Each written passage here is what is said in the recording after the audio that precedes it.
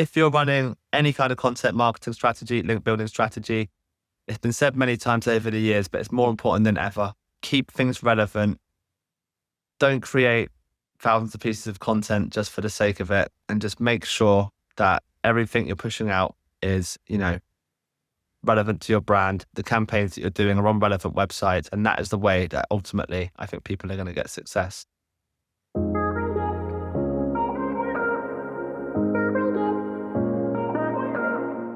I'm Charlie Clark, and this is SEO 2026 Additional Insights. Charlie, what's your number one SEO tip for 2026?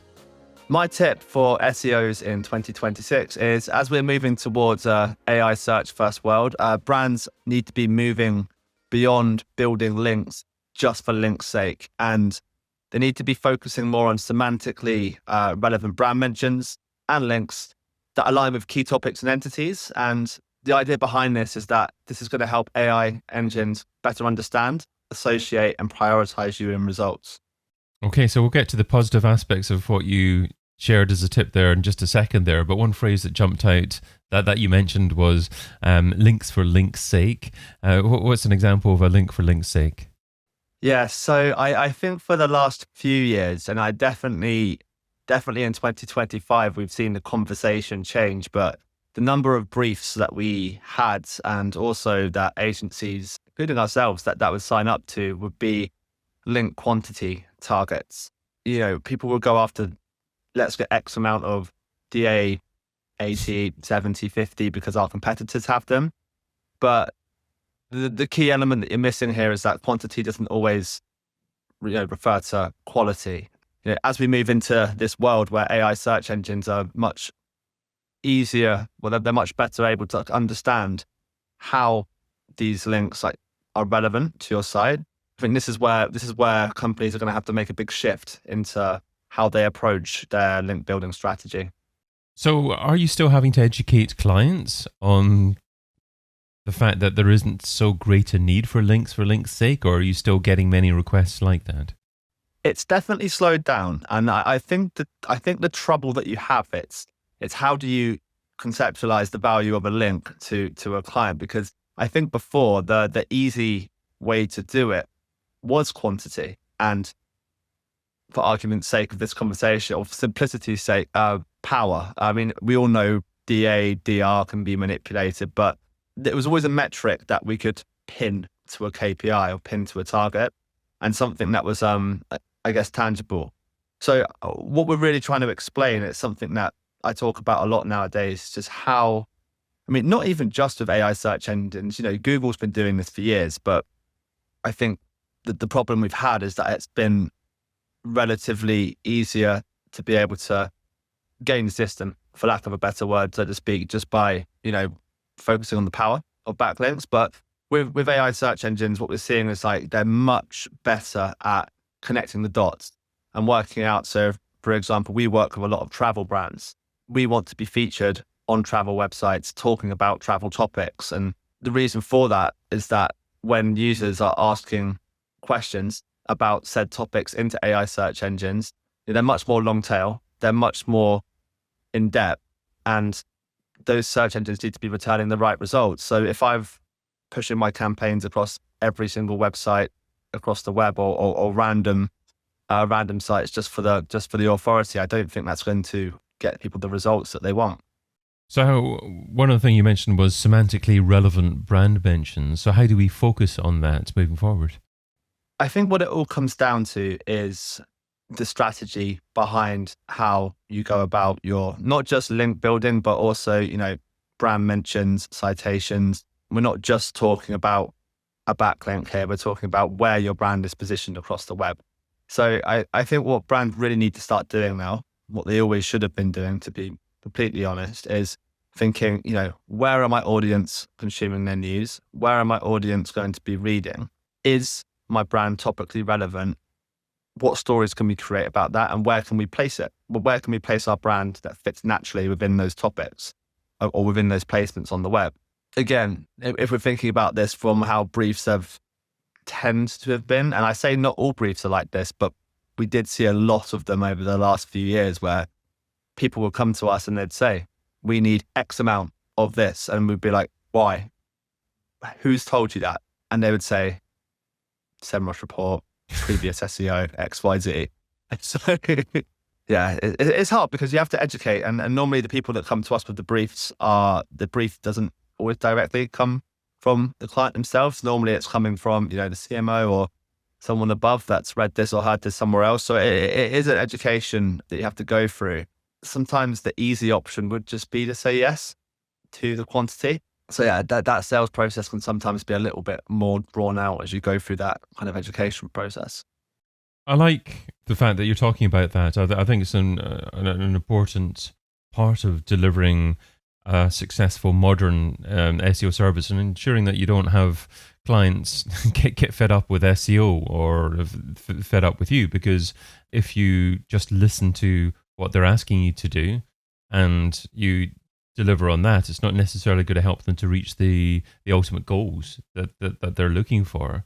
What are one or two ways that you go about pushing back on them when they're all set on what they're asking you to do? The ways that we do it, and it's not always straightforward. Every case is different, but one of the first things we do, like for example, if it's focused on purely, say, DA or DR, for example, that used to happen a lot. We need X amount of this variation. Would be like, do you know, or would show them how that can be manipulated, how a website with a high DA or a DR doesn't necessarily mean it's quality. All you have to do is start looking at, basic third-party metrics like the volume of traffic over the last 12 or 24 months. Are there any sharp drops? Can you see, we've seen sites that have gone from DA 0 to 50 in a matter of months, and it's just a sharp increase and then drops again. So I think just when you show people the back end and just show them a little bit on a screen share of why that doesn't work, and then you can run them through some case studies of strategies that you've implemented that have worked and actually not just focused on getting the links, but actually business outcomes as well, which is a real big gap that I think people miss as well. Because people say to us, or people will say, we need X amount of links, you can deliver it. And then it's like, okay, now what? So what? How can you attribute that to any actual viable business goals? If you go back to C-suite and say, hey, look, we delivered this, how does that equate into business revenue? It doesn't. It's very, very hard to link up. So you need to look at the bigger picture. In terms of strategies that you recommend that works now, your phrase semantically relevant brand mentions, it tends to me to allude to digital PR. Is that a lot of what you're focusing on nowadays? Yeah, it is a lot of what we focus on. And I guess an example, if you want to hear one out, is that, for example, we work with a Greek luxury villa rental company, right? So their main target, their main market is the US. One thing that was interesting, this actually wasn't initially part of the strategy, but I think actually perfectly conceptualizes the benefits of actually running relevant brand campaigns or relevant link building campaigns. Because what we were doing is that we were running studies, pulling data, and we run a series of campaigns that were highlighting why Greece was one of the most affordable yet luxury destinations for Americans to travel to in the US. So we run some campaigns, got some really great coverage, really great links, all really, really good in terms of brand relevancy. And what we started seeing was that when we started searching on ChatGPT, AI overviews, and a few other, AI search engines, is that when we were typing in keywords or search terms related to these topics, the brand was not only mentioned in those top results, but it was sometimes the only source that was referenced from the top results. So say, for example, if you type in top 10 European destinations on a budget, it would say, Bulgaria, France, and then Greece would come up, but our brand would be the only one referenced in the source, and it would link to our study. So you can see there how that campaign and the authority that it was able to build from the coverage we were securing, that was helping, influence those results in AI search, but also in traditional search engines as well. So it's definitely the strategy. And it's also I think it's more, when it's done right, it's more cost effective to the brand as well. if you get these campaigns right, the benefits you get from them are incredible. I think that certainly sounds like a wonderful outcome. I think one of the phrases that you just used is "when it's done right" springs to mind, and obviously an SEO's job is all encompassing nowadays, and it's important that they actually really understand the true purpose of the brand, the entity to begin with, and then work out the key topics that are likely to resonate with the audience, that are likely to want to purchase any products and services in relation to the entity, and then create a digital PR campaign in relation to those key topics that are likely to resonate. But I mean, is it an SEO's job to do all of that? And what steps do you follow to try and ensure that your campaign matches what the entity represents? Yeah, so I think it is. And as we move into 2026, this is part of the SEO's role because it's ever part of the evolving landscape, and AI search is part of the evolving landscape. I was looking at some studies this morning, actually, before this call, and it's still a long way off. And I am skeptical. I don't think I'm not one of these people that think ChatGPT is going to replace Google. I think Google with AI mode, that they're going to have they're doing a very good job of catching up. And I still think there's a massive place in traditional search for users. The adoption's nowhere near what people are making out so far. But either way, this is a channel where people are finding and consuming information. And our job as SEOs is to make sure that our brand is visible where people are searching. That doesn't just mean Google. That means, across the web. How that ties in, I guess, to the digital PR side of things, to me, this all comes down to the content strategy, right? Whether you call it link building, PR, content marketing, this all falls in. Like, you should be creating organic content that's not just driving, direct traffic from these search engines, but also picking up links, picking up citations, not even just from outreach as well. Like, so if you build the right campaigns, you can just build links naturally from people looking for sources and references. So yeah, I really do think it's part of the SEO's job to make sure this is part of a, ever evolving profession that we find ourselves in. And does this help to educate AI search engines as well if we're building the right content, if we're ranking, I guess, in traditional search engines? And does it assist with educating AI search engines about what our brand is about? I think so, because the way that these AI search engines work, or one of the ways they work, they work with, knowledge graphs, NLP, the way that they link the information together. So the way I see it, or the way I believe a lot of people see it, is the fact that we're trying to build a web of information and we're trying to link the entities together, right? So whether it's traditional or an AI search engine, if I've got a travel brand and there's a digital footprint of various travel brands over time on big top publications like Forbes talking about us, talking about travel topics, linking to us and citing us, then that's going to build that digital footprint and build that relevance over time. And yeah, it's something that just needs to be part of the equation. It's no surprise to me that the brands that have been doing very well with SEO over the last few years are the ones that are prioritized in AI search results. We know that some of them use Bing. It's similar kind of algorithms. The whole Reddit thing's another discussion, I guess. It's the way people need to be moving.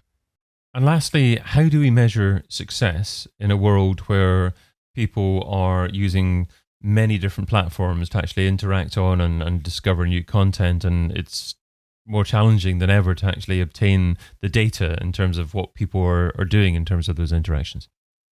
This is a tough one, right? And attribution, it's not a recent issue. It's been for the last few years. I think people have had issues whenever it comes to attributing success to campaigns. And with us, what we do with our clients, we always try to communicate them that look at the bigger picture. And that doesn't mean that we're going to start claiming success from paid channels or any other channels. But as part of our reporting, we do look like, is there an increase in brand traffic? Is there an increase in, we don't just need to be looking at clicks and impressions, right? There's other elements that I think a lot of SEOs miss. If we just focus on clicks and keyword rankings, I don't think agencies and freelancers are going to keep their clients very long because the metrics will be going down. the key thing for us is like whether it's revenue or number of leads, how can we equate that to the bigger picture and tie that all in together from other channels? For us, that's kind of the main thing we focus on. Another big opportunity that we've seen now, and I think a few of these tools are still a far way off the mark what they need to be, but these LLM trackers, there's a lot of LLM trackers that have been released now that are actually almost the new rank tracker. And we're finding that our clients are finding them very, very interesting and really, really useful to understand how people are finding out about their brand. Are you able to name one or two of them? Yeah, well, there's only one I can really vouch for at the moment, LLM Refs. Okay. That's the one that I really like at the moment. I've tried a few different ones, and I don't want to say bad things about any of them on the podcast, but yeah, I've not tried them all, but that is the best one I've tried so far. What I like about it is that it shows you the prompts, it like reverse engineers the prompts, and then it shows you the sources of where the prompts are being sourced from. So what that allows you to do is almost reverse engineer where you're getting your citations from, and again, help position you in those places where your audience are reading. Charlie, what's the key takeaway from the tip you shared today? Key takeaway, right? Focus. If you're running any kind of content marketing strategy, link building strategy, it's been said many times over the years, but it's more important than ever. Keep things relevant. Don't create thousands of pieces of content just for the sake of it, and just make sure that everything you're pushing out is, relevant to your brand. The campaigns that you're doing are on relevant websites, and that is the way that ultimately I think people are going to get success. Charlie Clark is the CEO at Minty Digital. Find out more over at mintydigital.com. Charlie, thanks so much for being part of SEO in 2026. Thank you. Thanks for having me. I've been your host, David Bain. Get your copy of SEO in 2026, the book, over at seoin2026.com.